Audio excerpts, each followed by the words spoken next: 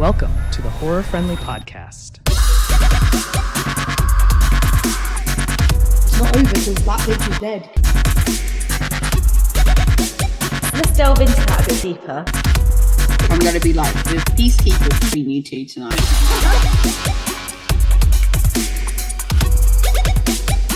Don't fuck with the original. Yeah, don't fuck with the original.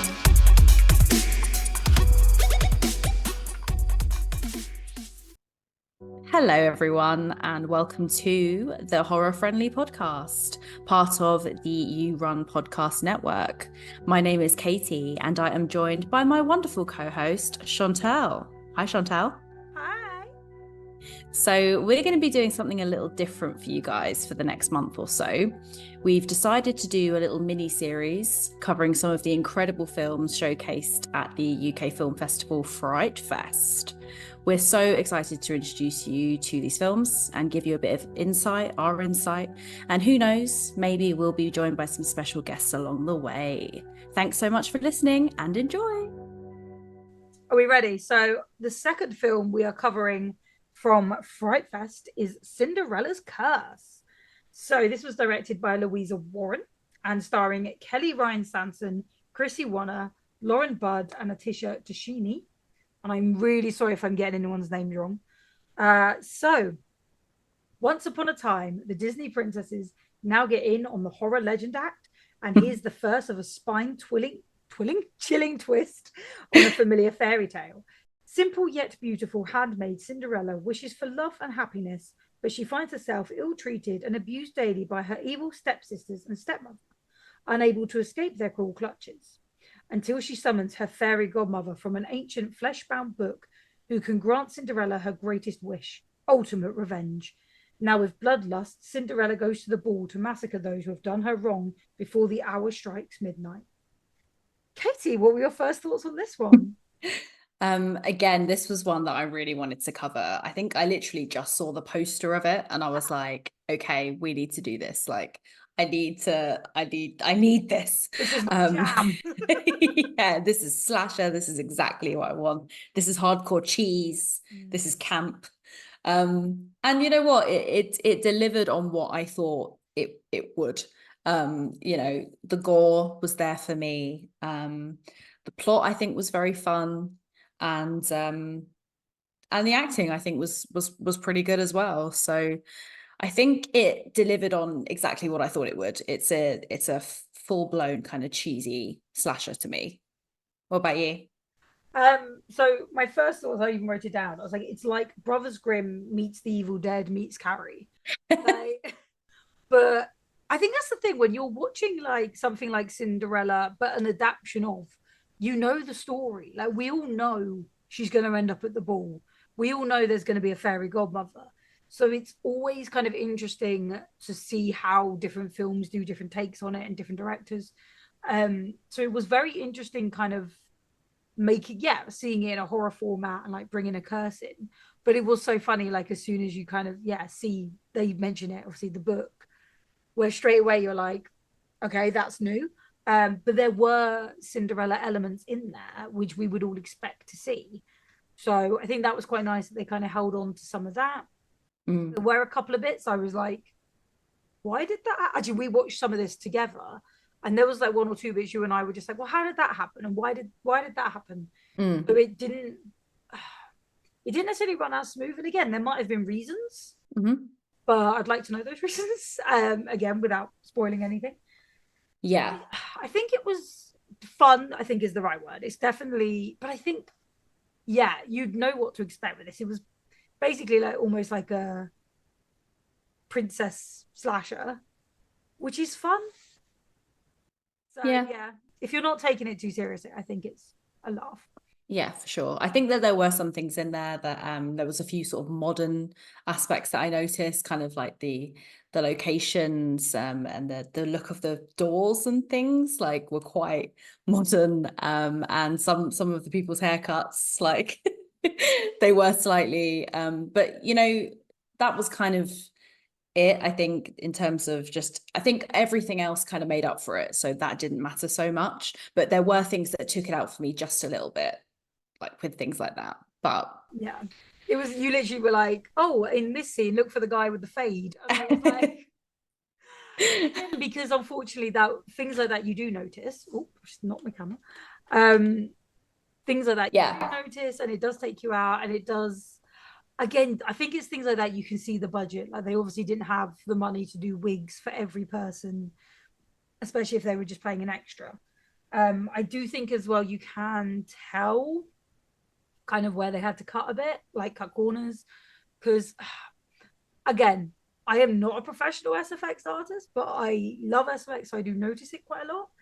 But I think even not being in the SFX, you could see that the makeup in this was a bit, I'm going to say stretched. I think it was possibly the budget was a bit stressed. Possibly it was a bit over the top.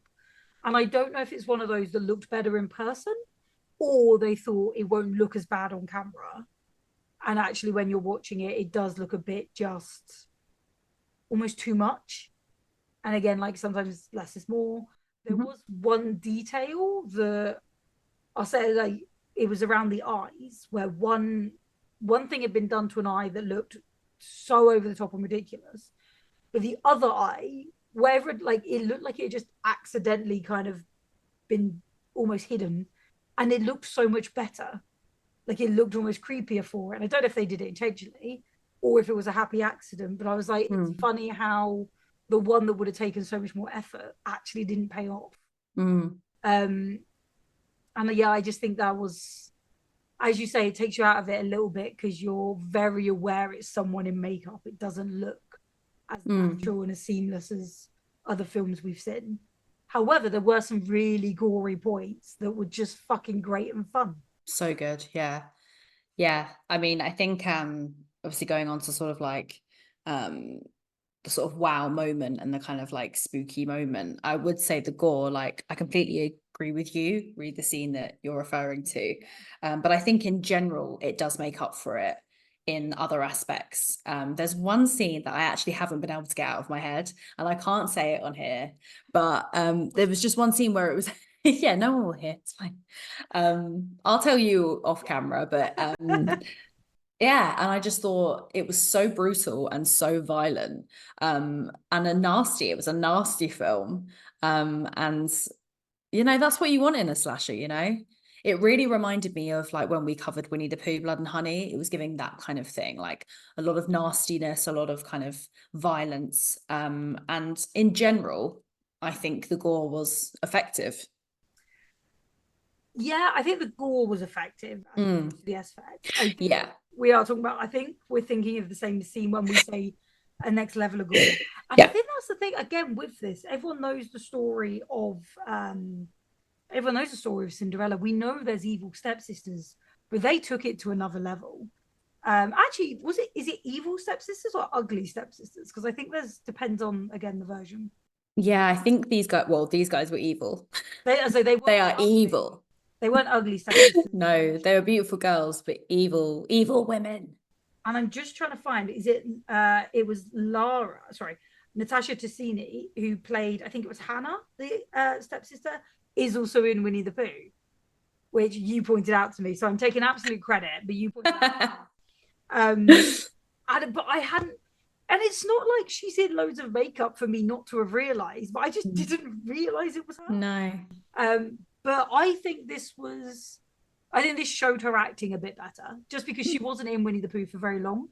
So I think this showed off her acting a bit better. And I loved I'm going to go with evil stepsisters in this. I think their acting was great.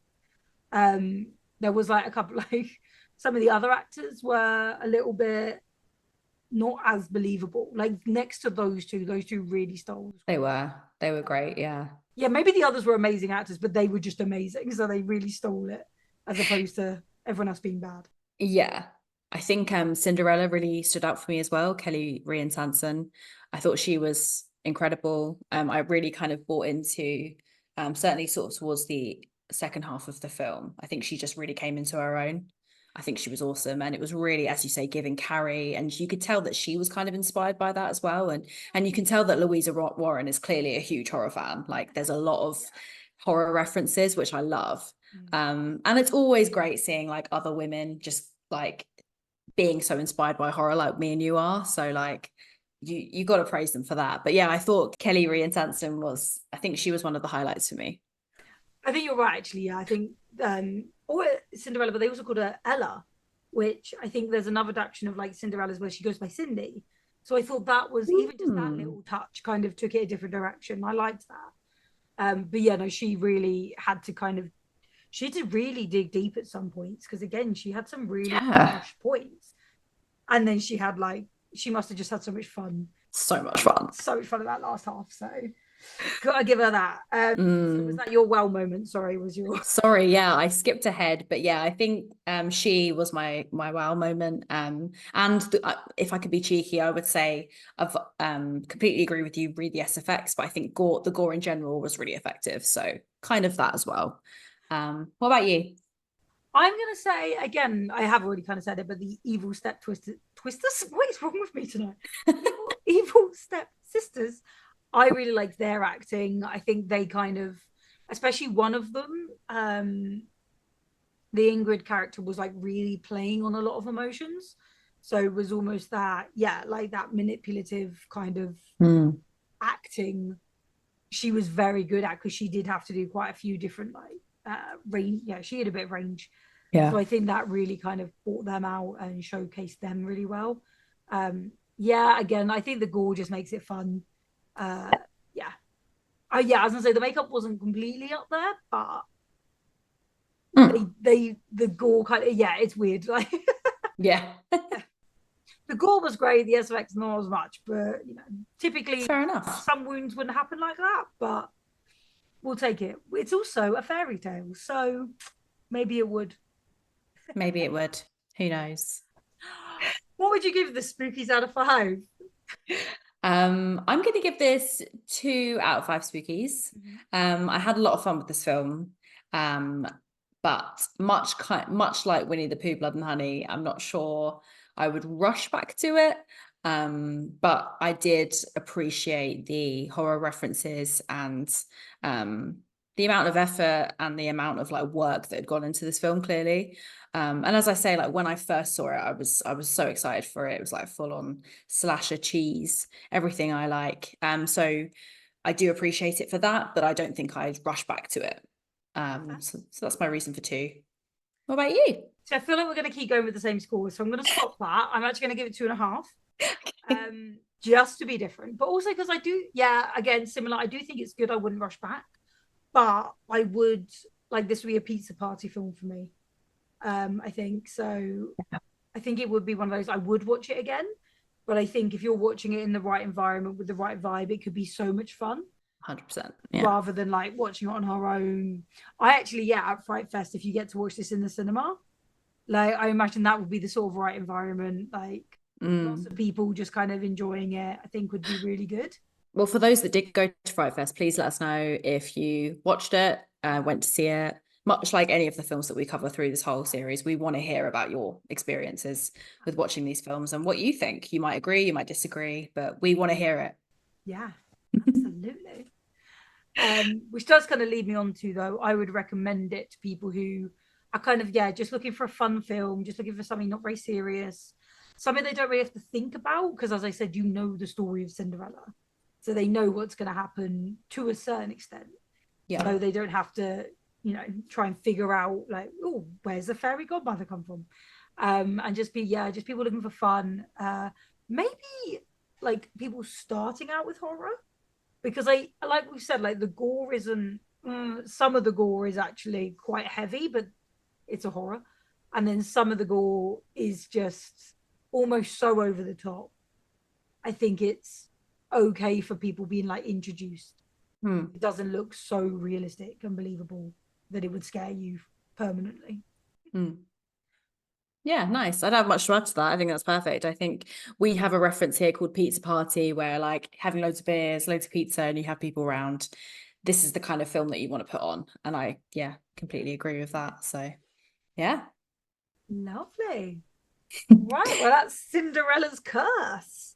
Yes. Again, once for Charlotte, like very similar. Will put everything out there that we can, and hopefully you guys will have a chance to watch it if you haven't been to FrightFest this year. But yeah, give it a watch, have an opinion, let us know. We want to hear your thoughts. Love it. Who thought we'd be doing so many films about our childhood films? I know. Oh yeah, that's so true. Oh,